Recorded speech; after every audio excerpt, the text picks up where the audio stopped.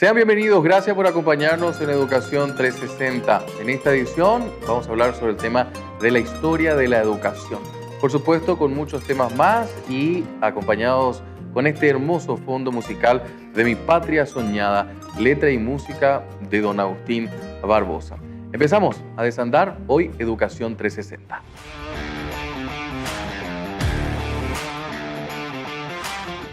Seguimos en Educación 360. En esta edición, les recuerdo, vamos a estar hablando sobre historia de la educación en el Paraguay. Conocemos a continuación algunos elementos técnicos del proyecto Transformación Educativa en la siguiente placa. Contexto histórico. En el proceso de la transformación educativa no pueden estar ausentes la inteligencia, la voluntad, la libertad, la capacidad de asombro y la memoria histórica personal y comunitaria de cada paraguayo, en especial de los que deben liderar patrióticamente los procesos de cambio, para que nos ayuden a superar cualquier reduccionismo o dependencia. ¿Por qué es importante este proceso? A pesar del importante aumento de la inversión educativa a lo largo de los años y en mayor medida en el aumento de la cobertura, este aumento del acceso al servicio educativo no logró impactar en la calidad del aprendizaje de los estudiantes. Los resultados siguen siendo bajos en las áreas de matemáticas y comunicación. Ante esta situación se hace imperiosa la necesidad de transformar el sistema educativo nacional con lineamientos claros, efectivos y reales que, a corto, mediano y largo plazo, permitan lograr una educación de calidad. Dicen que la educación crece como un árbol que da frutos para los que cuidan de ella.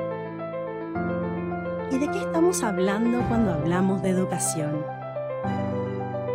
Formación, aprendizaje, conocimiento. Porque podemos tener respuestas diferentes. Más que nunca es importante escucharnos entre todos. Y hay algo en lo que todos estamos de acuerdo. Ya no podemos posponer el futuro. Vivimos la urgencia de una transformación tan desafiante que va a necesitar de tiempo para que la semilla se convierta en un árbol fuerte y sano.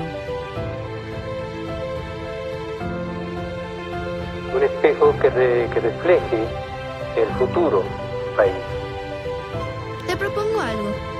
Escuchemos todas las voces y empecemos esta transformación con un gran pacto. Construyamos juntos la nueva educación paraguaya. Por nuestro futuro, por nuestros hijos y por los hijos de Paraguay. Volvemos luego de la pausa, seguimos nosotros en el espacio de Educación 360, hoy en este capítulo hablando justamente sobre la historia de la educación en el Paraguay. Y estamos justamente con el historiador y especialista en la historia de la educación paraguaya, muy reconocido él, David Velázquez. David, gracias por tu tiempo con nosotros. Un gusto, Juan Pablo. Muchas gracias por la invitación. ¿Pero qué le pasó a la educación en el Paraguay? Creo que en varias oportunidades hemos tenido chance de hablar un poco de esto en privado, pero hoy, gracias a este espacio, lo podemos hacer público. Bueno, en primer lugar hay que decir que la educación paraguaya pasó por distintos momentos. Es decir, deberíamos precisar el margen de tiempo para tratar de hacer la comparación con respecto a la educación actual.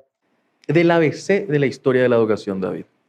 Bueno, la historia de la educación es un campo muy amplio, ¿verdad? Que incluye no solamente la historia de las instituciones educativas, sino también historia de las políticas públicas de educación, historia del currículum.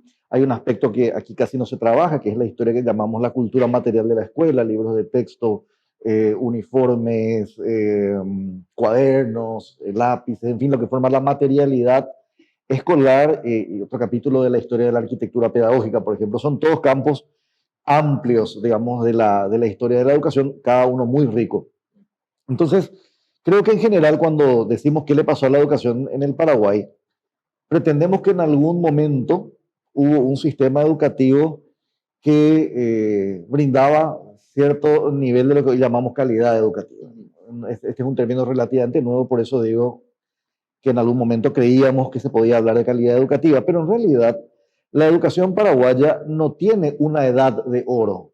Hay momentos de la educación paraguaya que son muy interesantes y muy llamativos, pero se caracterizan por distintos elementos. Por ejemplo, La aparición del normalismo educativo en el Paraguay, que es la formación científica del docente, tiene una edad de oro de la formación del magisterio, pero eso no quiere decir que la mayoría de los docentes hayan sido titulados normalistas. De hecho, la mayoría de los docentes durante mucho tiempo no tenían ningún tipo de titulación. Podríamos hablar de un momento pedagógico de oro de la educación paraguaya, un momento muy interesante que duró muy poco, que fue la experiencia de la reforma liderada por Ramón Indalecio Cardoso entre 1921 y 1933. Podríamos quizás hablar de otros momentos de experiencias alternativas de la historia de la educación paraguaya, más recientes, más contemporáneos, como Escuela Viva, dentro del proceso de reforma que ahora está finalizando y que va a dar lugar al proceso de transformación. Es decir, va a depender mucho de desde qué mirada hagamos la pregunta para responder, pero en general no tenemos un periodo largo de oro.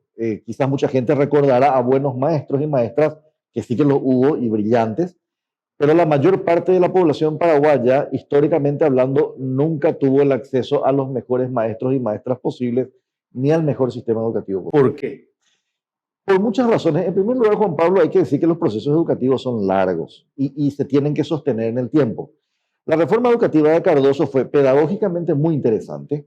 Tuvo una fase experimental en aula, donde las conclusiones de las experiencias de aula se presentaron en un congreso pedagógico en 1931, pero Cardoso renuncia en el 33, viene la guerra del Chaco, se produce el golpe de febrero del 36, aparece un sistema autoritario y militarizado y militarista de gobierno, y la experiencia de Cardoso muere. Entonces, estamos hablando de que unas 6 u 8 escuelas, 10 a lo sumo, se beneficiaron de estos nuevos conceptos por un corto momento. Entonces, lo que no hay en el caso de Paraguay es una experiencia sostenida en el tiempo de reformas educativas de cualquier tipo, pueden ser programáticas, curriculares, de política pública, y al no sostenerse esto en el tiempo, entonces los procesos no llegan no llegan a permear todo el país. David, y en el sentido de la historia misma, se toma como referencia siempre de la excelencia y calidad educativa ese momento que acabas de mencionar. ¿Por qué? Porque fue un momento de gran innovación pedagógica, es decir, muchas de las cosas inclusive de las que hoy se hablan, ya en el 31 se hablaban. Por ejemplo, el aprendizaje basado en proyectos está en las actas del Congreso del 31, hay una disertación muy interesante de una de las ponentes sobre el tema, el plan Dalton, que consiste básicamente en sustituir el modelo disciplinar por un modelo centrado en los intereses del niño que recorre un aula durante el tiempo que él crea necesario e incluso firma acuerdos educativos sobre las metas que quiere lograr con el docente. Ese es un modelo que duró, insisto, muy poco, ¿no? Y se considera esa una edad de oro. Pero también hay una edad de oro del normalismo. Entonces uno habla de las hermanas Esperati, habla de Juan Ramón Dálquist, habla de María Felicidad González, habla del propio Cardoso. ¿Por qué? Porque el modelo normalista tuvo una fase, sobre todo inicial, en que el magisterio era formado con experiencia de aula desde el inicio de la formación. La reforma educativa que ahora finaliza no insistió en este aspecto. La formación del docente era en el Instituto de Formación Docente y pasantías, ¿sí? En el sistema normalista existía la escuela normal y la escuela de aplicación anexa inmediatamente. Entonces, una alumna maestra pasaba gran parte de su tiempo en contacto ya con el público estudiantil desde el inicio de su carrera. Incluso la formación magisterial llegó a durar 8 años en un momento. Ahora, cuando uno tiene una formación de 8 años, produce menos maestros. Si quiere producir volumen, tiene que reducir la carga para generar mayor número de egresados. Y eso es lo que pasó cuando se finaliza el programa normalista en el año 1972. Entonces, ¿qué pasa? Yo quiero sacar más docentes, tengo que abrir más institutos y tengo que reducir la carga horaria. ¿Por qué?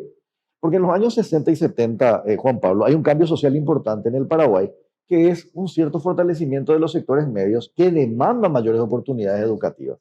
Entonces se multiplican las escuelas, crecen las escuelas, y hay que llenarlas con maestros. Contextualizamos, ese periodo es periodo de dictadura. Periodo de dictadura. Bueno, la dictadura conspiró también incluso contra sus propios postulados, porque la reforma del 57 es una reforma humanista, pero está limitada por las circunstancias del entorno. Y hablamos de una reforma ya en periodo democrático. La del 94. O sea, hay una intermedia que se llama Innovaciones Educacionales en 1973, que es una de las pruebas de lo que te digo. En el 73 se hace el programa de Innovaciones Educacionales. Para el 94 o el 91, cuando se toma la decisión de hacer la reforma, todavía esa reforma no había llegado a todos los colegios. O sea, toma tiempo, las reformas son graduales, son progresivas. No se puede cambiar un esquema de la noche a la mañana. Entonces lo que se hace generalmente es comenzar con el primer grado, o el preescolar o el primer grado, de un determinado número de escuelas y se va creciendo. Pero insisto, entonces Juan Pablo, hay que sostener estas experiencias en el tiempo, porque si no, tardan, si no se corta el modelo. Hay muchas críticas sobre la reforma del 94, David, y posteriormente venimos nosotros caminando hacia lo que es este proceso de transformación educativa. Me gustaría dejar este primer bloque justamente con todo lo que significó ese proceso que nos hablabas de Indalecio, de las hermanas, dictadura, y a partir de ese momento, 94 en adelante, me gustaría hablar en el siguiente bloque. Con mucho gusto. Hacemos la pausa, enseguida estamos con más aquí de Educación 360. Estamos iniciando la transformación educativa mejorando tu escuela, tu lugar, tu aprendizaje. A mi escuela vamos todos. Programa del Ministerio de Educación y Ciencias, Gobierno Nacional. Seguimos nosotros en este espacio, hoy en este programa hablando sobre el concepto de la historia de la educación en el Paraguay. Queremos brindarle todas las miradas posibles para que usted también pueda formarse en su opinión en el camino que vamos transitando rumbo a la transformación educativa. En el primer bloque estábamos dialogando con el historiador y especialista en historia de la educación paraguaya, don David Velázquez, que nos hacía un recuento, diría yo, desde el principio de nuestra independencia hasta... De la posguerra, en realidad. De la posguerra hasta el 94, que nos quedamos ahí justamente para hablar sobre lo que es un proceso tan criticado, David, y como historiador me imagino que te ha tocado analizar la reforma educativa. ¿Por qué tan criticado? Por los resultados académicos, sobre todo. Por los resultados en aula, sobre todo. Y lo que pasa es que se depositaron muchas esperanzas en la reforma del 94.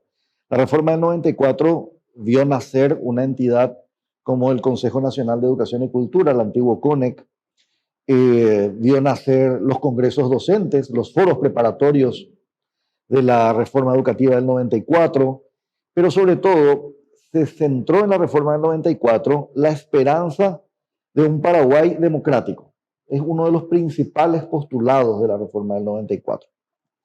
Y además se pensaba en una escuela mucho más activa, mucho más participativa, más propia incluso de una sociedad democrática. Y también, esto es importante, Juan Pablo, es una reforma que, a diferencia de la del 73 o la del 57, desarrolla una filosofía de la educación.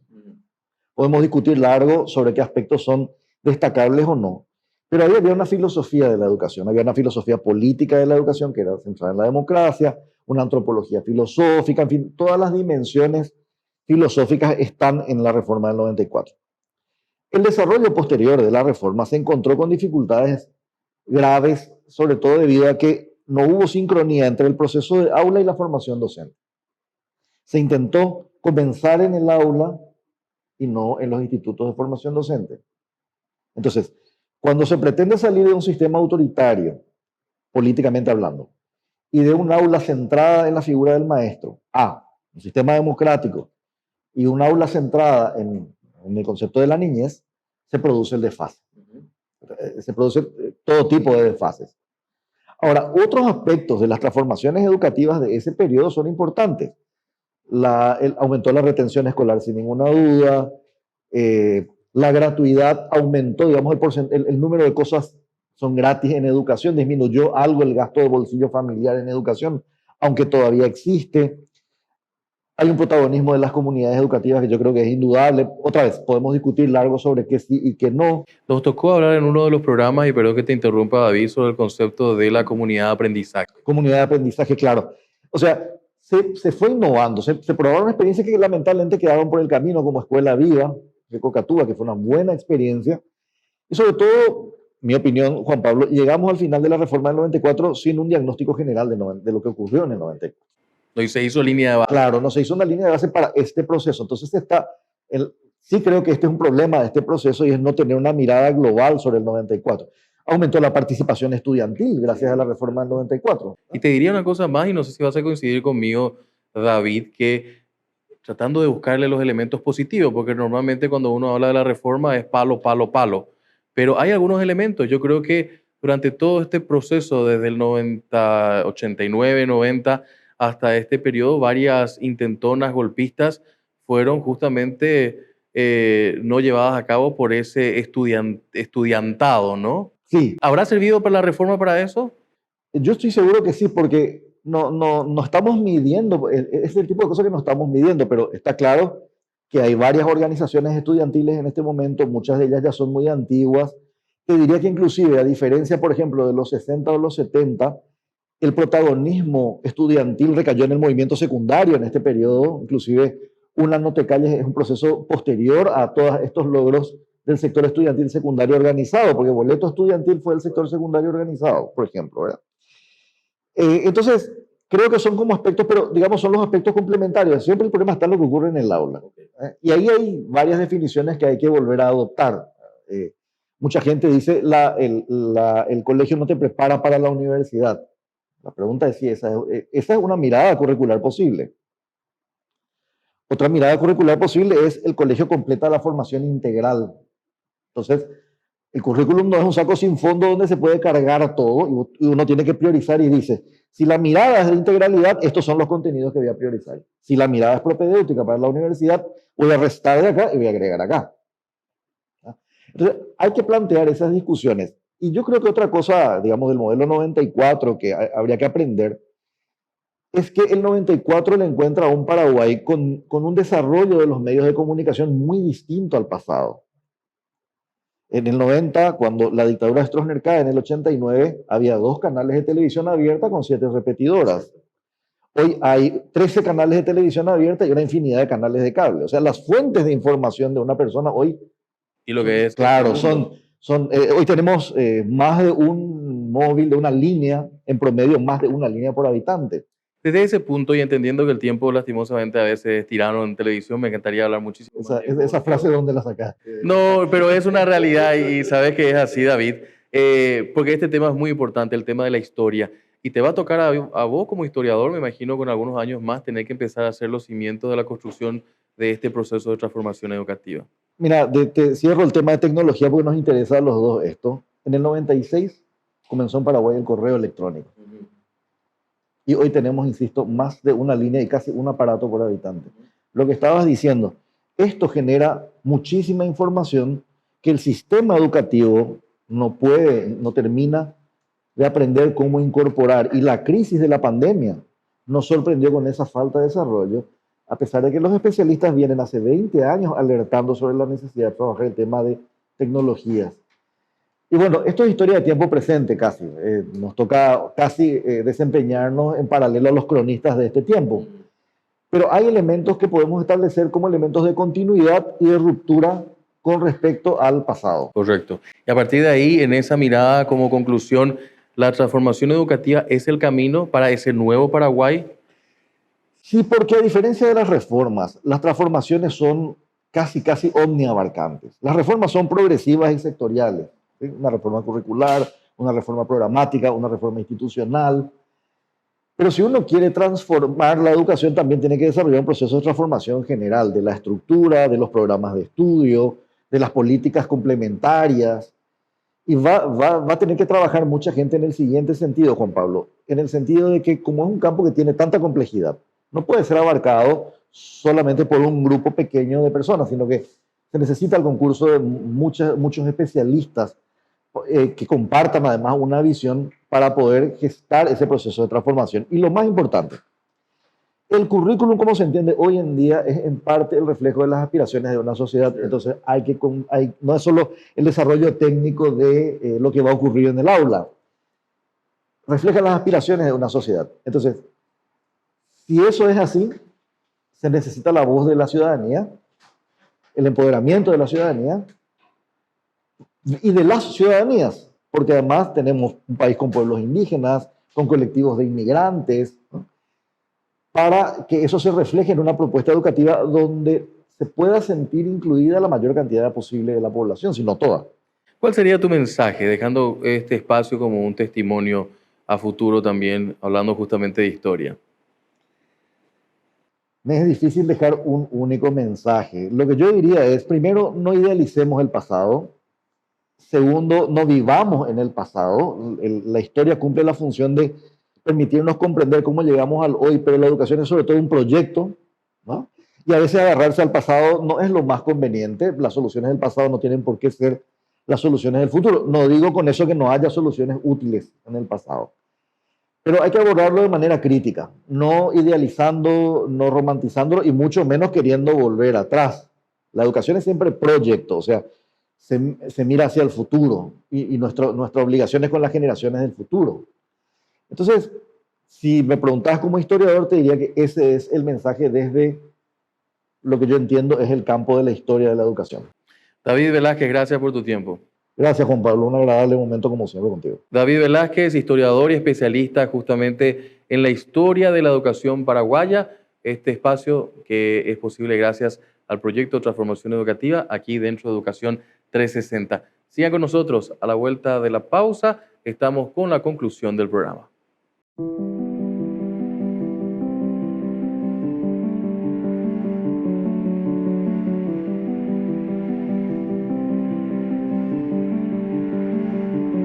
Participando también de este foro. Y aquí lo que deseamos de todo corazón es la transformación. Decía Nelson Mandela, la educación es la herramienta más poderosa para transformar la sociedad. Y necesitamos hoy urgente esa transformación.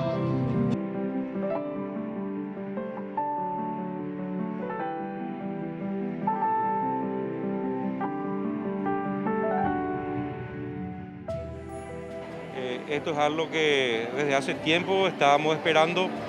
La transformación educativa y la profunda transformación, que es lo que entiendo se pretende hacer, es una deuda que teníamos pendiente con el pueblo paraguayo, con nuestros niños principalmente. Dejar un legado en cuanto a educación es la mayor inversión que podemos hacer para transformar nuestro país. La educación es algo fundamental y esta oportunidad de transformación educativa es el momento en el que nosotros tenemos que involucrarnos y aportar para ese Paraguay que tanto soñamos. En América del Sur un corazón late y con fuerza pone el alma en cada canción. Con ella va todo el orgullo de mi raza, gente valiente, Naiboyo, Yaiba, de estirpe hispano guaraní. Paraguay en mi garganta un solo canto, yo te venero, patria querida, y así con él tus males espantos. Paraguay, mi tierra hermosa y soberana, de cielo azul, noches estrelladas, libre como el pájaro campana. Paraguay en mi garganta un solo canto, yo te venero, patria querida, y así con él tus males espantos. Paraguay, mi Paraguay, un solo canto.